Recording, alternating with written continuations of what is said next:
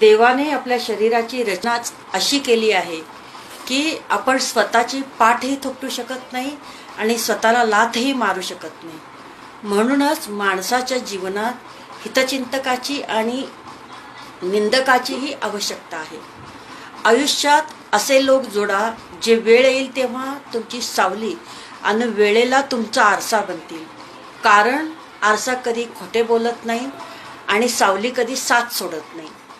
पूजा करायच्या आधी विश्वास ठेवायला शिका. बोलायच्या आधी ऐकायला शिका. खर्च करायच्या आधी कमवायला शिका. लिहायच्या आधी विचार करायला शिका. हार मानण्याआधी प्रयत्न करायला शिका आणि मरायच्या आधी जगायला शिका. जीवनात एवढाही चुका करू नका की पेन्सिलीच्या अगोदर रबर संपून जाईल आणि रबराला एवढाही वापरू नका की जीवनाच्या अगोदर कागद फाटून जाईल. जीवन जगताना संगत ही खूप महत्त्वाची आहे.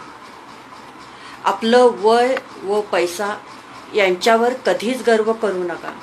कारण ज्या गोष्टी मोजल्या जातात त्या नक्कीच संपत असतात. मृत्यूनंतरचं हे कटू सत्य आहे. पत्नी ही दरवाजापर्यंत असते, समाज हा स्मशानापर्यंत असतो आणि पुत्र अग्निदान